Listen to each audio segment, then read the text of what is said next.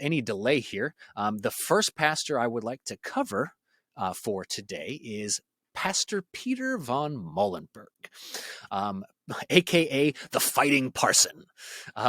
Muhlenberg was born in 1746. In fact, I'm going to go ahead and pull up a photo of the statue. He does have a statue dedicated to him, and we're going to share that with you guys today. There we go. Sharing that with you all so you can kind of see what he looks like. So there's Pastor Muhlenberg there, and I'm actually shocked that the statue is still standing and has not been ordered to be taken down yet. I'm sure it's coming one day, but there he is in all his glory. Now, he was, like I said, born 1746 in Pennsylvania. He was ordained in 1768. He briefly ministered a Lutheran congregation in New Jersey before moving to Woodstock, Virginia. Once he moved there, he was required to be ordained as an Anglican pastor, since that was the state church of Virginia, which I find kind of odd that the state had an official church that you had to be ordained in order to do anything else. Can you imagine having a state church in your state right now? It's a little odd, but so he had to be ordained Anglican, even though he had led a Lutheran church. Strange times indeed. Pastor and a politician, he was both, and he was elected to the House of Burgesses in 1774 and was a delegate to the First Virginia Convention.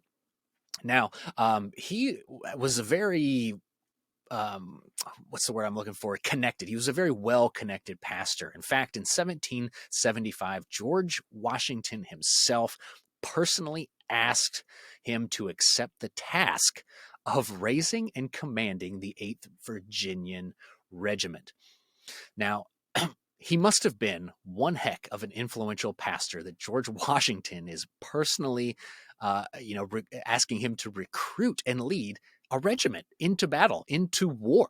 A lot of times we think of war. A lot of Christians hold this view that they want to keep hands out. I think of that guy in World War II. Oh my gosh, the movie off the top of my head, I can't remember it, but he refused to carry a gun in World War II, and he single-handedly pulled hundreds of men off a battlefield all by himself, no weapon, nothing, and he saved hundreds of lives in this battle. I can't remember the name of me. For the life of me, I can't remember his name, but it's kind of odd to hear. I mean, I've never, ever heard a pastor do any kind of military recruiting. So for George Washington to ask this man to recruit, pretty crazy stuff. So on January 21st, 1776, at his church in Virginia, he preached a sermon from the book of Ecclesiastes. In fact, I'm going to pull up that verse, and we're going to read the verse that he preached his sermon about. Let me share my screen again here for you guys. Okay, so the book of Ecclesiastes, he started his sermon he preached on Ecclesiastes verse 1 through 8. To everything there is a season and a time to every purpose under the heaven, a time to be born and a time to die, a time to plant and a time to pluck up that which is planted, a time to kill and a time to heal, a time to break down and a time to build up, a time to weep and a time to laugh, a time to mourn and a time to dance, a time to cast away stones and a time to gather stones together, a time to embrace and a time to refrain from embracing, a time to get and a time to lose, a time to keep and a time to cast away, a time to rend and a time to sow, a time to keep silence and a time to speak, a time to love and a time to hate, a time of war and a time of peace. He then followed this verse by saying, "This is a time for war," and throws off his clerical robe, revealing his colonial uniform. Outside the church, drums began to roll, husbands kissed their wives goodbye, and Muhlenberg enlisted 162 men within a half an hour. The next day, he let out 300 men from the county that would be the nucleus of the 8th Virginia Regiment. Now, of course, there are some debates to how much of that story has been romanticized. But since there is a debate and this version of the story was written by a family member, we'll go ahead and stick with it. I like this version of the story anyway.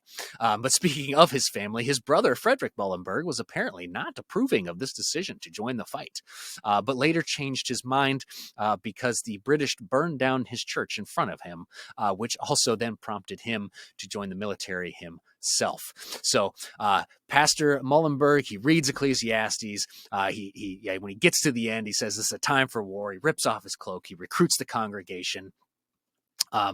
It's just, can you imagine your pastor doing that today?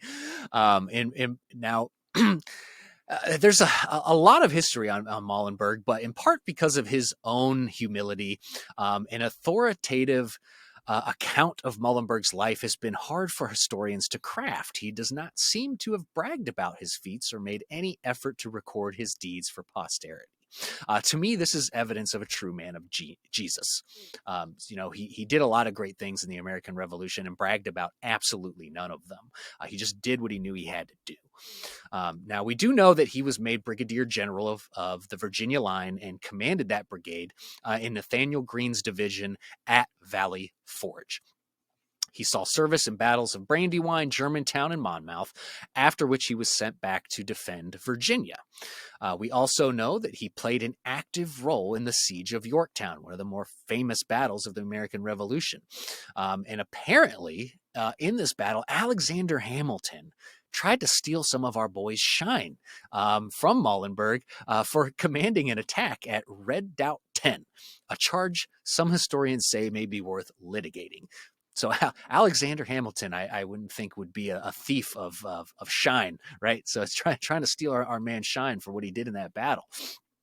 Now, after the war, he was elected vice president to the Supreme Executive Council of the Commonwealth of Pennsylvania in 1784 and elected to the first Congress as one of the at-large representatives from Pennsylvania. He served in Congress as a Republican during the Third Congress from 1793 to 95 and Fifth Congress 1799 to 1801. He was then elected to the U.S. Senate on the second ballot in February 1801, but resigned in June of the same year. So here we have an American hero pastor who knew what he had to do to defend freedom and liberty in his country.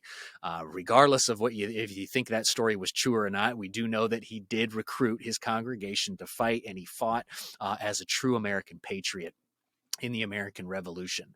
So, in fact, such a great patriot was he that he didn't brag about it, and Alexander Hamilton tried to steal some glory from Peter. So, in conclusion, while today we fight a different battle, we're not fighting active war against anybody that, we need to take up arms in our own country and defend our freedom and liberty in that fashion. I do think that we and our church leaders can still learn a lot from guys like Peter von Muhlenberg.